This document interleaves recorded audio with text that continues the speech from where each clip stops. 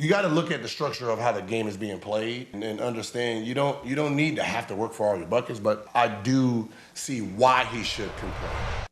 Your guy Ayton, man. We got to talk about him. We got to break him down. Got to break down your guy Ayton. Your guy Ayton. Yeah, So bear down. yeah. Number one pick. Yeah. Okay. After having conversation about I guess his role and fit on the team, because he's just not enjoying what's going on. You know, Lakers haven't been gelling the best lately, all Okay. these other things. DeAndre Ayton just came out and said it. Look, man, I'm no Clint Capella, right? I'm Yeah. tired of that screen roll, dunk, all that other stuff. That's not me. I want, we need to feed the beast. Gil, he trying to fit out instead of fitting in. What's going on? Listen, I've never been in a position like his. I had to start my career fitting in to then become dominant. Versus you're the number one pick in the draft. You didn't win rookie of the year, but you're third in voting, but then you average 18 the next year. You are a post up player that knows how to play in a post.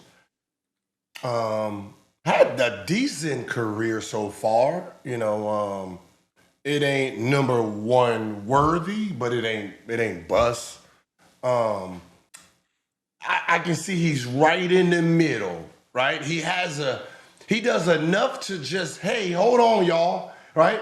Hey, throw me the ball down here. Because if he don't say nothing, his ass is Clint Capela moving forward.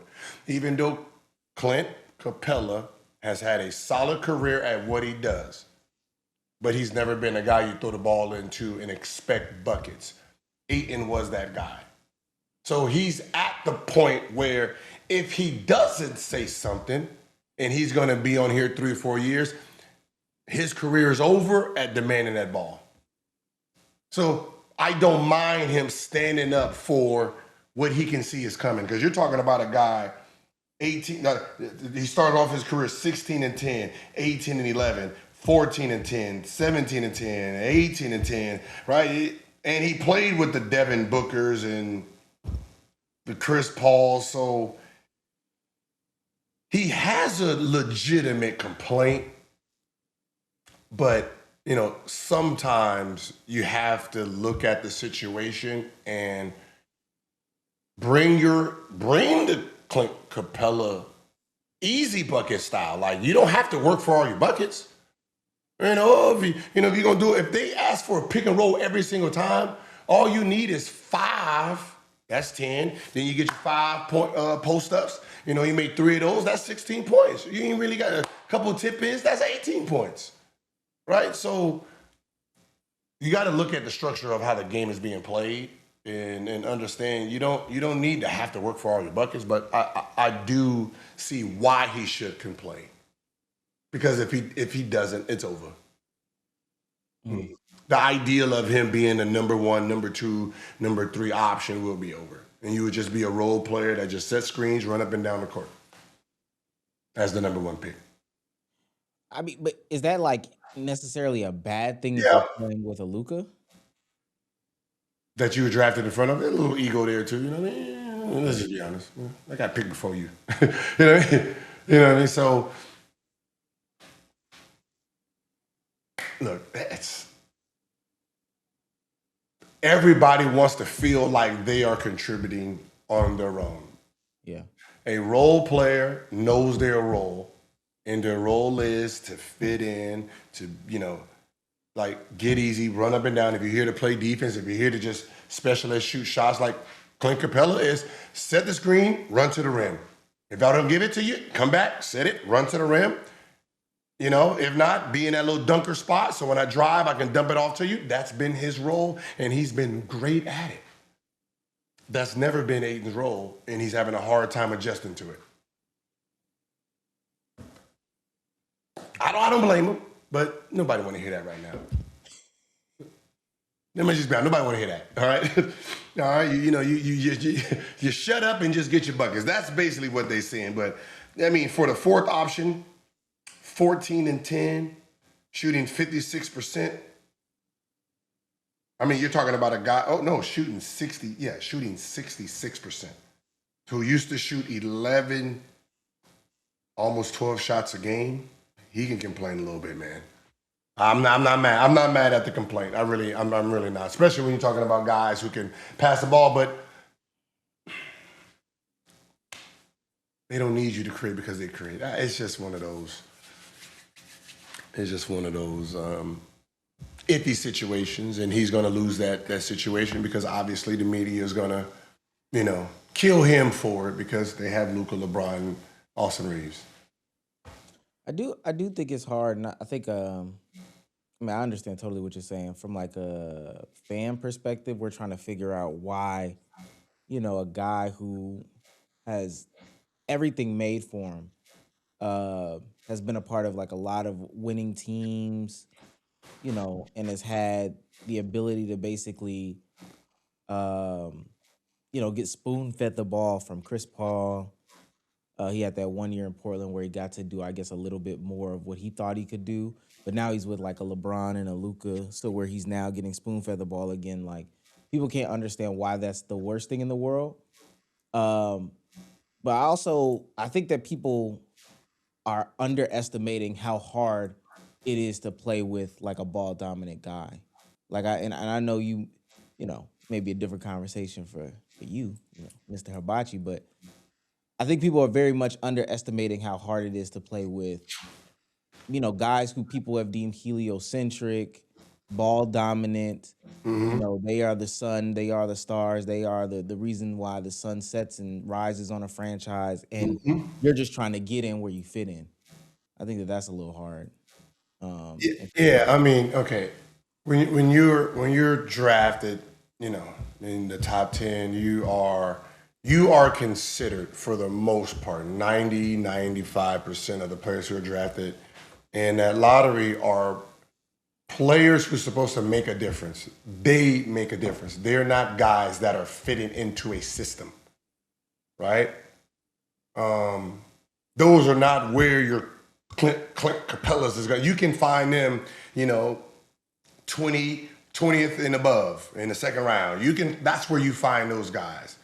20 move from 20th on, move the so when you're talking about a guy who was number one, you those guys from high school to college has been given the ball to go dominate, right? And when you're saying dominate, it's like telling a guy who just drives and dunks to say, all right, we need you to be a spot up shooter now. That's what you just sit in the corner spot. We don't want you slashing and clogging up the lane. Just be a guy who sits in the corner. You taking away everything that he knows, everything that he's comfortable with. Right? He's comfortable with driving, dunking, like, you know what I mean? So to Mhm. put him in a corner, take away your athleticism, and say, sit there and shoot threes, and that's not what you do, it can get frustrating that you're going to be frustrated, and you're not being put in the best light. And now they're judging because they're judging you off of what they put you in. Right? So if you a dunker and you got a 45-inch vertical and you need to get on the fast break, and now you're on a team that plays half court basketball and you're sitting in the corner, they're judging you off of that. And they're saying, well, you only shoot 27%. Yeah, we can find better corner guys. Like, I don't shoot three, bro. I get to the yams. I get to the goal. You throw that. Hey, listen, you supposed to outlet throw it to me. Anything above 10 feet is my space. Yeah. So that happens a lot.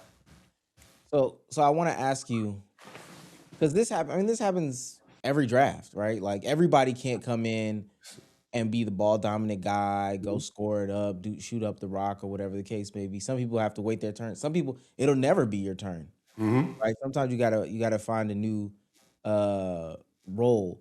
Let me ask you this: mature Gil, 2026, we're Okay. mature, mature. We got sweaters on. We doing our thing. Mature veteran Gil, you see young guy come on a team, rookie, first year, second year, third year, high school, college. Man, he's the man. He's getting all the shots, all the touches, all these this and the third. And now he's in the corner. Now he's a screen guy. These types of things. And he's visibly frustrated, vocally frustrated. What are the words that you're giving that person? I'll ask him what is his talent, right? Have him write that down. And then what is your weakness? Have him write that down, right?